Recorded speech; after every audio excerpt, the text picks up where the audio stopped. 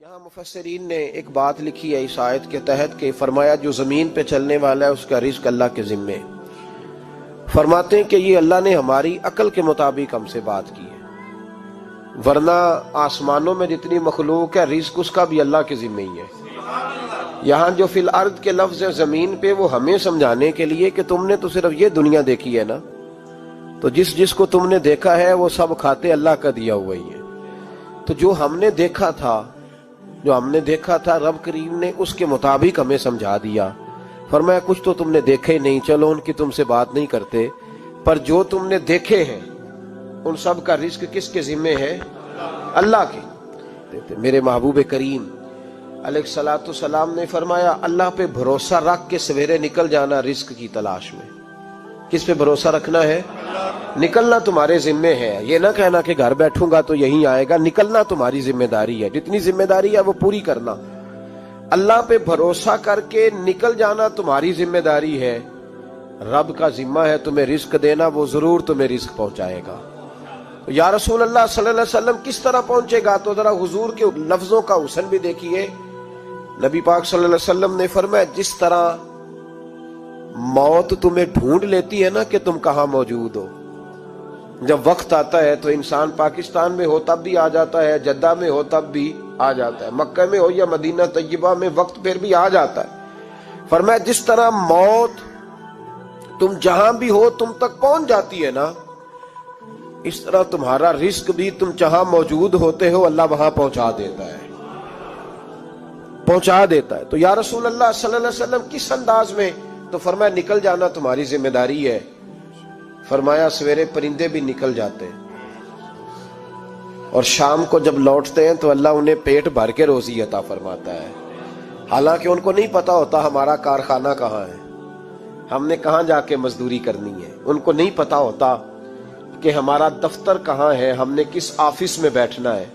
ان کو نہیں پتا ہوتا کہ ہم نے کہاں جا کے مال خریدنا ہے اور کہاں سے ہم نے پھر اس کو دوبارہ بیچنا ہے. انہیں خبر نہیں ہوتی. اللہ پہ بھروسہ کر کے نکل جاتے ہیں.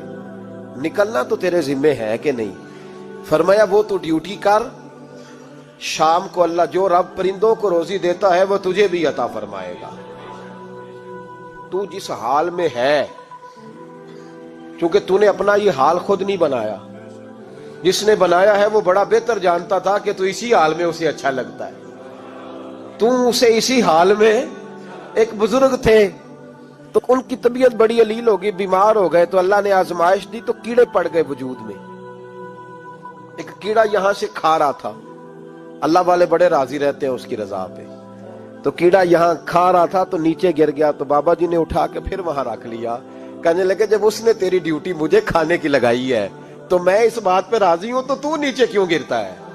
بس ٹھیک ہے کھا، جب اس نے تجھے ڈیوٹی جو تیری لگائی ہے. سالبہ بن عبد الرحمن ایک صحابی تھے، سالبہ غالباً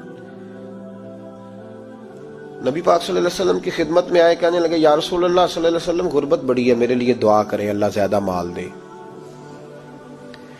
تو محبوب صلی اللہ علیہ وسلم نے فرمایا تو جس حال میں اچھا ہے وہ تیرے لیے بہتر ہے، جس میں تو ہے وہی حال تیرے لیے. مشکل ہے نا یہ جواب سننا. یا رسول اللہ صلی اللہ علیہ وسلم دعا کر دے. تو محبوب نے کیا فرمایا؟ فرمایا تو جس حال میں ہے نا وہ حال تیرے لیے بہتر ہے، اسی میں رہ. کہ نہیں حضور دعا کریں. فرمایا سالبہ تو باز آ جا.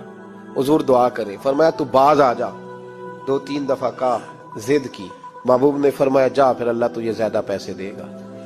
چند بکریاں خریدی، اتنی برکت ہوئی کہ بکریوں کے ریوڑ بن گئے.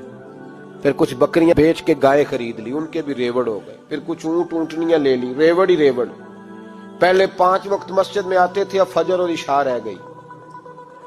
پھر مال زیادہ ہوا تو مدینے شہر میں کوئی جگہ ہی نہیں، مدینے سے باہر حویلی خریدی، پھر جمعہ ہی رہ گیا. جمعے کے جمعے آتے. زکوٰۃ کا حکم آیا.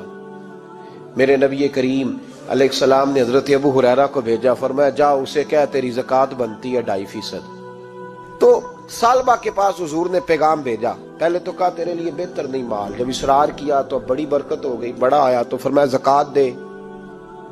2.5% زکوٰۃ ہے. جب سوچا کہ 5 اونٹوں پہ ایک بکری جائے گی اور بڑا سارا مجھے دینا پڑے گا، اب جب غور کیا تو یہ تو نہ کہا کہ میں نہیں دیتا، حضرت ابو ہریرہ سے کہنے لگے نبی کریم علیہ السلام کی خدمت میں عرض کرنا کہ میں خود آؤں گا۔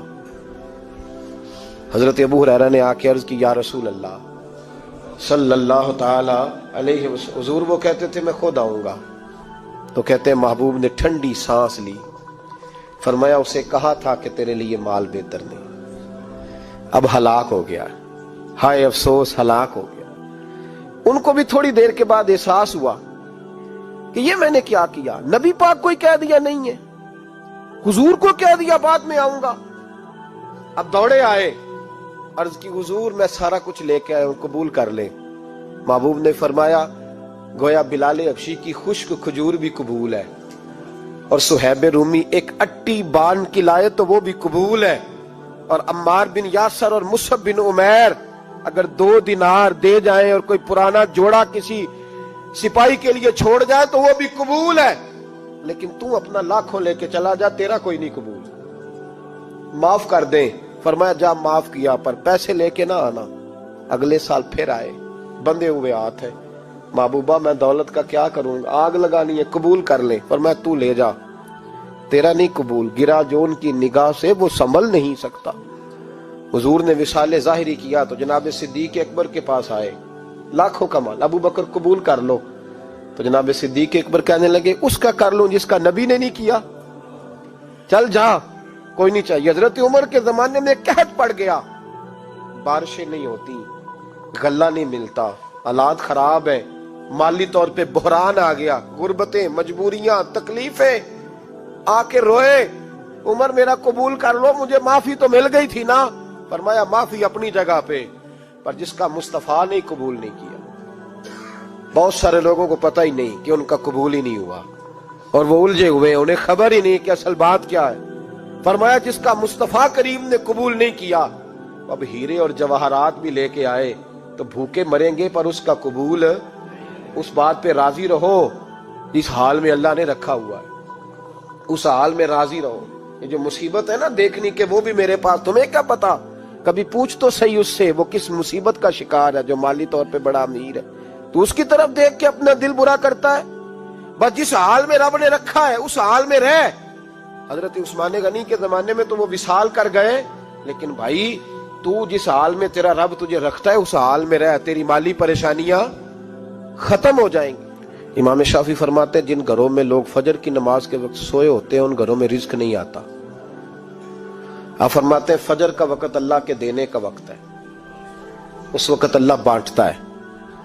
حضور صلی اللہ علیہ وسلم کا فرمان ہے نا حدیث میں کہ تہجد کے وقت اللہ پہلے آسمان پہ نزول اجلال فرماتا ہے جو اس کی شان کے لائق ہے تہجد کے وقت، اور وہ کہتا ہے مانگو میں تمہیں عطا کروں گا۔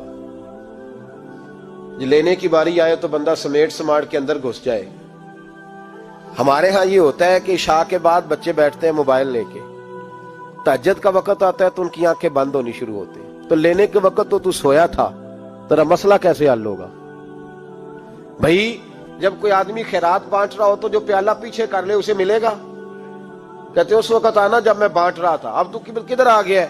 مثال دے رہا ہوں۔ تو فجر کا وقت مانگنے کا ہے، تو ساری رات تو گزر گئی گیمیں کھیلتے، ٹی وی دیکھتے، اور جو لینے کا وقت تھا تو سو گیا، تو کیسے آئے گا تیرے پاس؟ تو اٹھے سویرے، بندوں سے مانگ کے دیکھ لیا، بڑی عزتیں خراب ہوئی، فجر کا وقت اٹھ کے جھولی پھیلائے۔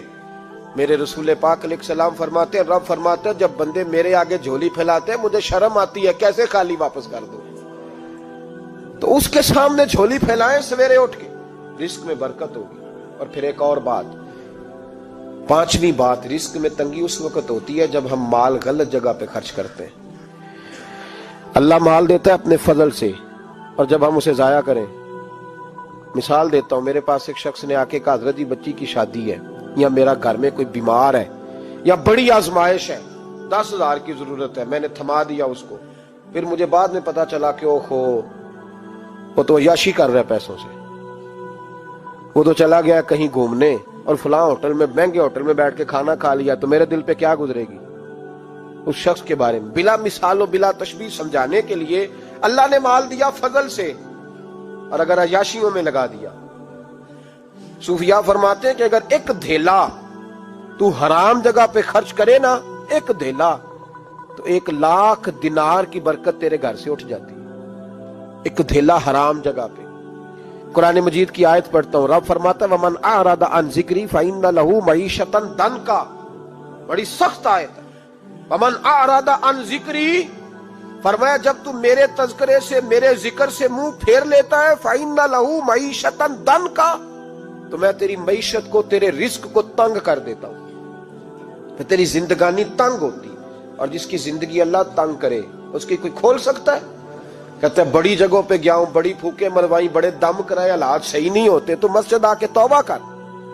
वो कह रहा फइन्ना लहू मईशतन दनका, ऐलान है कुरान पाक का कि जब तू मेरे जिक्र से मुंह फेरेगा, रोटी मेरी खाए और पैसे लेके याशी करे, मस्जिद आई ना।